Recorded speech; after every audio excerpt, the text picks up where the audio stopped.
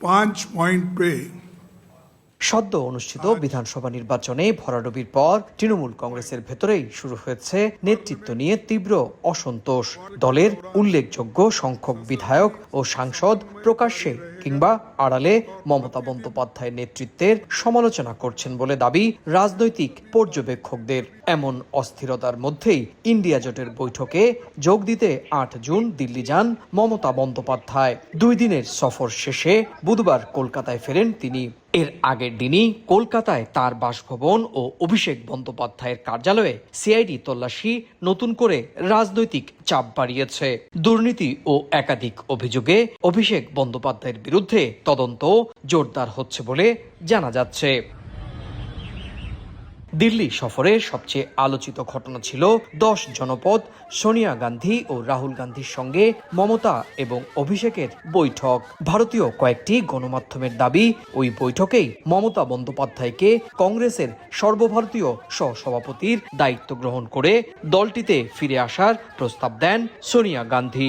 যদিও এ বিষয়ে কংগ্রেসের শীর্ষ নেতৃত্ব কিংবা তৃণমূল কংগ্রেস কেউই আনুষ্ঠানিকভাবে মুখ খোলেননি।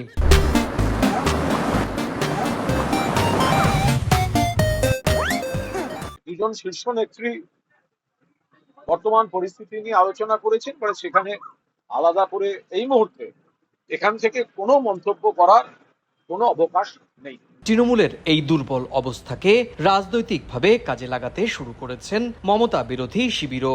বিধানসভায় বিরোধী দলনেতা ঋতব্রত বন্দ্যোপাধ্যায় এদিন সাংবাদিকদের সঙ্গে কথা বলতে গিয়ে মমতা ও অভিষেককে কটাক্ষ করেন। তার দাবি, দীর্ঘদিনের সাংগঠনিক সংকট এবং নেতৃত্বের ব্যর্থতার ফলেই আজকের এই পরিস্থিতি। সংনির্ভর সংগঠন, সং আছে কিন্তু গঠন নেই, তার ফল আউট হচ্ছে এই মালা রায়, সায়নী ঘোষ। এই যে অ্যাপ্রোচ, এই যে অ্যাটিটিউড পাল্টাচ্ছে না, তো জমিদারি মানসিকতা পাল্টাচ্ছে না। এমনই অবস্থা, সংচার আরো বৃদ্ধি হয়েছে বোঝা যাচ্ছে। সেই সং বৃদ্ধি হওয়ার ফলে আর গঠন আরো বিলীন হয়ে যাওয়ায়, গঠন তো নেই আর, এখন পাওয়া যাচ্ছে না কোনো কিছু।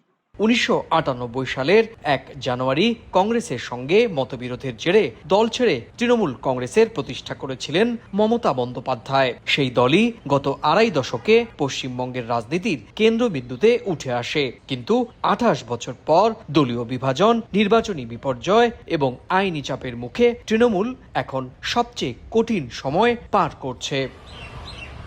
সুব্রত আচার্য, সময় সংবাদ, পশ্চিমবঙ্গ, ভারত।